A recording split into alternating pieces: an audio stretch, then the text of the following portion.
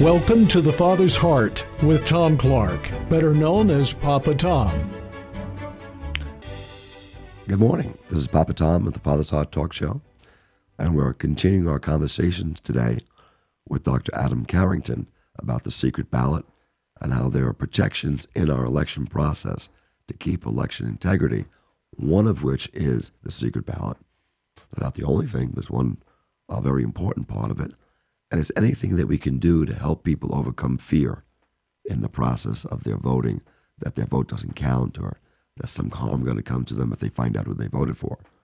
Adam was sharing us a lot of, last time we talked to him, about the background of the secret ballot and how the history of voting was much different than I had conceived it to be in years past, but how we evolved as a country into creating a process that is not foolproof, but has a lot of the issues to protect election integrity, some of which got waylaid, if you will, during the aberration of the 2020 election because of COVID and what happened during that time period, that there were issues, not the least of which was an interference in the state's rights to the election process being held in the states and post-mortem, if you will, after the election, changing some of the ground rules. So let's start back with the premise of the secret ballot coming into place and then move forward to the 2020 election. Okay.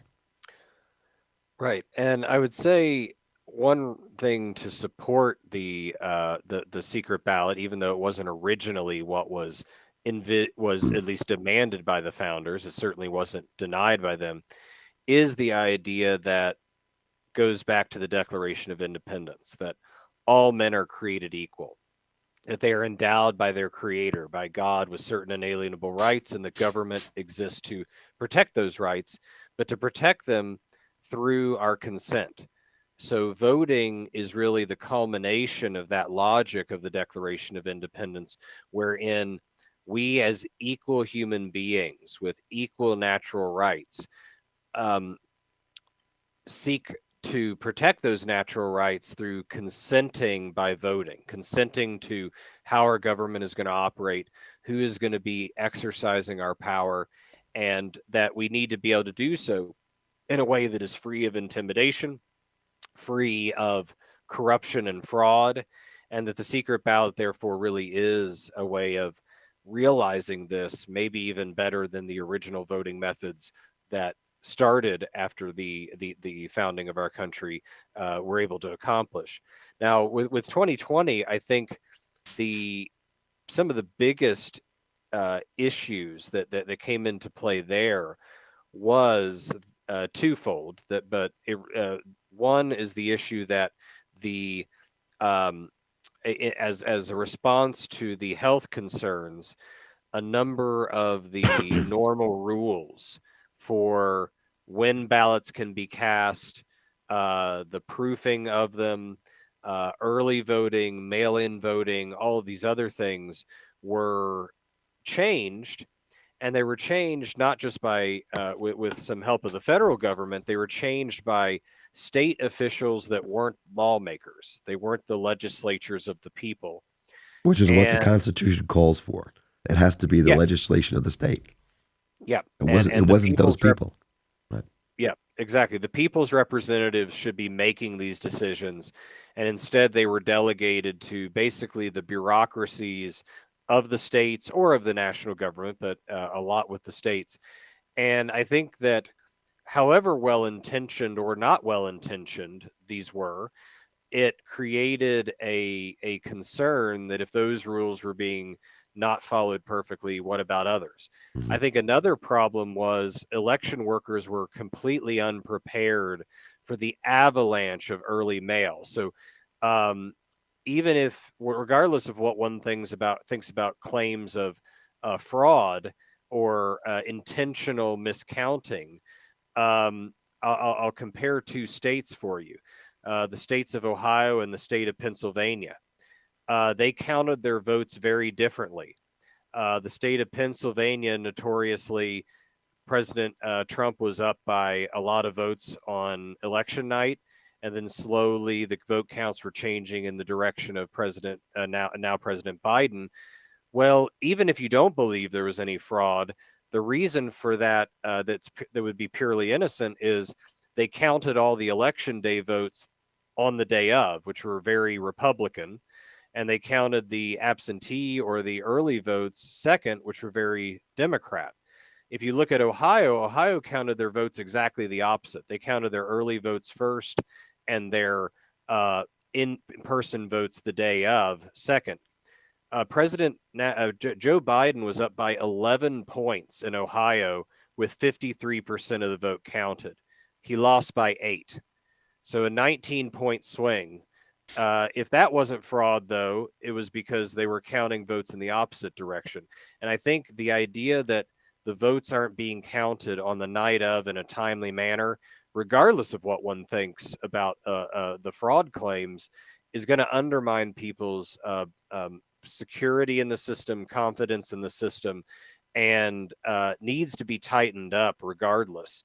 In addition to having, I think, states that now are implementing voter ID laws that are restricting who and how people can vote early. I think those are all good things to try to react to really the chaos that resulted from 2020 Mhm. and that needs to be avoided in the future. Oh, one of the reasons why I got interested in the secret ballot was because of the thought that I could perceive that there was a attempt subconsciously in the theater of the mind to cause people to be afraid that people would find out, maybe people in the government, maybe people in the bureaucracy would find out who you voted for. And with that knowledge could come some negative consequences to you. You could lose your job, things could happen to you. A lot of that's portrayed subconsciously through the media, mainstream media. And I wanted to counteract that by thinking the secret ballot protects them. And the statistics behind that, you would be better off on this than I would, but what is the percentage of people who are eligible to vote that are not even registered to vote? You know that number? I do not know the percentage off the top of my head, but it is more than it should be. And 2020 we actually had an amazing percentage of the population vote. It was the highest it's been in a long time, and 2016 was higher than 2012, and so forth. But no, there are too many people who either out of just being disconnected from the political process, not be taking seriously their citizenship, or as you said, certain fears of what participating in the political process would mean for their lives and livelihoods and comforts and other Yeah. things, have cut themselves off from the political process that they have every right, and I would even add a duty to be participants in. And I would just say to some of the fears you mentioned, certainly you are allowed to express who you voted for. And that's every bit your right, every bit you're part of your free speech, and every bit to advocate for why Sure, you did so. sure. But no, unless you reveal it, Right. it is exceedingly hard for someone to figure out who you voted for given the election procedures that we have. And in fact, this is part of the downside on the other side of confirming who voted is the problem that the secret ballot, we have emphasized making sure that no one can really know who voted after a certain step in the process Right. to protect their secrecy, which then makes it, possibly hard to trace if you're not careful at that first step of the process. But no, the vote can be between you and God as Mm, far as what you did right. in a pretty secure way with very few circumstance with some caveats, some exceptions, but most of the way people find out how someone voted is them announcing it or Mhm. letting it slip or doing something along those lines. That's why the secret ballot protects our privacy, but we can exercise our own individual rights to say who we voted for, as you said. The other part was the problem with audits, because you can't audit back because they don't know who you voted for. The audit doesn't tell you whether somebody voted for somebody or somebody else, right? So the audits are limited in that sense. Yeah, and one thing I would like to be done for security in the future is I do think certain states are also too dependent on electronic means. What if there is some sort of outage or cataclysmic event where those things get erased?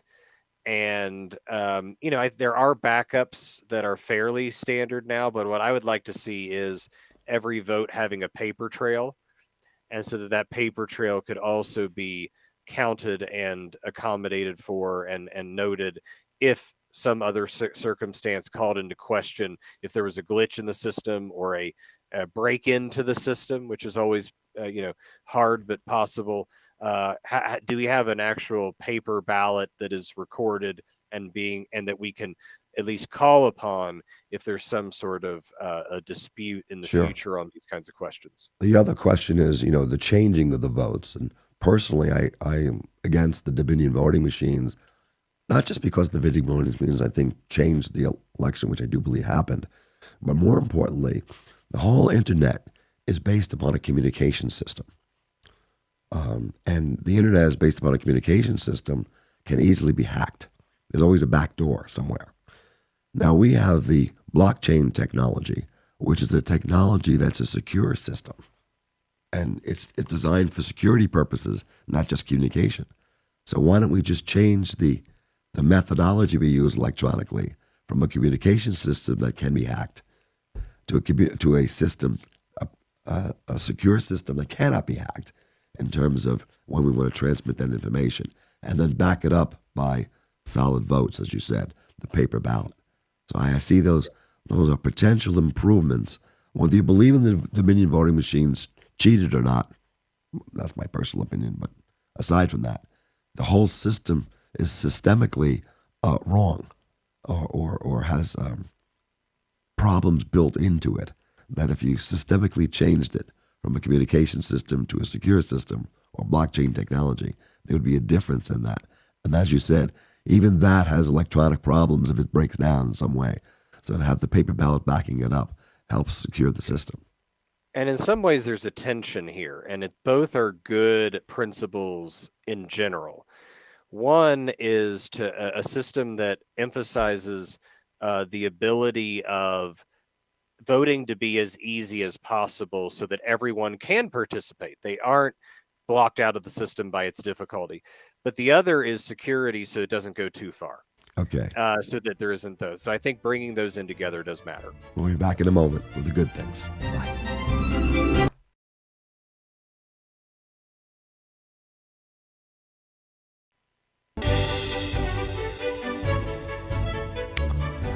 We're back with Dr. Adam Carrington, Associate Professor of Politics at Hillsdale College, and we were just discussing this dynamic tension it's almost like a paradox. It's not really a paradox, but there is a tension between two sides of something in the voting process, that we don't want to make it too difficult for people to vote. At the same time, we don't want to make it so easy that people vote multiple times and there's fraud involved on the other side. And so, Dr. Carrington, share with the audience your thoughts about that tension that exists. Right. And underneath it is a deeper principle. We believe in two things. We believe in rule by the people. You could say democracy or republicanism. And that system or that emphasis really wants to make voting as easy as possible so that people who, working class people with hard jobs that it's hard to get off work can vote, as opposed to just maybe more affluent people that it's easier to get out and go vote. So the ease of voting is really the idea that we want as many legitimate people participating as possible. The other, though, is we believe that popular government must be conducted according to law, the rule of law. And the rule of law says that only those who are legally allowed to vote should be voting. And they should only be voting according to the rules by which those laws were set for voting. And therefore, there needs to be ways of making sure that vote is legitimate, secure, and putting certain protections. So balancing that is I think a lot of the debates that are at least in good faith. I mean, obviously, maybe not everyone's acting in good faith, but among those on the different sides that are acting in good faith, I think that's the tension. There are some people who think we have too many rules, and therefore people that whose lives are more challenging maybe are not given the opportunity to vote, or at least it's not as easy to vote as it should be for them. Hmm. The other side is saying there aren't enough rules, or at least the following of the rules, to make sure that it's being done according to the rule of law. So I think that having a balance of those two is in line with our system of government, and a question that we should be asking going into any and all future elections. My understanding of the founding fathers creating the Constitution and our original documents was that government was supposed to be serving the people, not the people serving the government. And so he says the power of our country has been in we the people. So the power should exist with the people, right? And so we should be able to strike a balance in that tension if we focus on the fact that we the people are running the government or have the power. When that focus shifts, and instead of the government serving the people, there are people in the government that want uh, the people to serve the government rather than the government serving the people, in reverse. Then you could manipulate the rules in such a way to influence the outcome. And so a lot of our conversations have to do with process, right? We want the process to be uh, true and create integrity in the process, and then not trying to determine the outcome. But a lot of the rules that are rules imposed because they're trying to influence the outcome. Mhm. Yeah, Yeah, and I think you pointed to a very important point that I really try to emphasize, not just about elections, but more generally in class. We spend a lot of time talking about procedures, but the procedures are meant to, they only exist to further substantive principles. right, So the substantive principles are, again, what's found in the Declaration of Independence, that legitimate government is to protect the equal rights of the people who are empowering that government through their own consent. And therefore, the any power that is exercised through the Constitution is not a power that originates with an office holder, a correct, member of Congress, a right, president, a anything else. right, It originates with we the people. The beginning of the Constitution is a declaration about who rules ultimately in this country, at least humanly speaking. And therefore, we have to always be asking how or whether our procedures aren't just neat and tidy, but are they furthering that rule of the people, or are they undermining or thwarting? And anything that undermines or thwarts moves us toward a different system of government, an aristocracy, a monarchy, something like that. And totalitarian government. anything Right, right. These types of governments that the founders said are tyrannies that don't really fully operate on just principles. And so I think that is important to keep in mind, and to keep in mind why we have the procedures that we do, and then analyze them and reform them or maintain them in light of those principles, not let them take on a life of their own, which can then be sort of like boiling a frog slowly. You can find yourself in danger by a movement of a process that was originally intended for good and is now being used for ill. You just presented the real reason behind why people should vote. You said in the founding documents, it's the people that empower the government by voting people into office.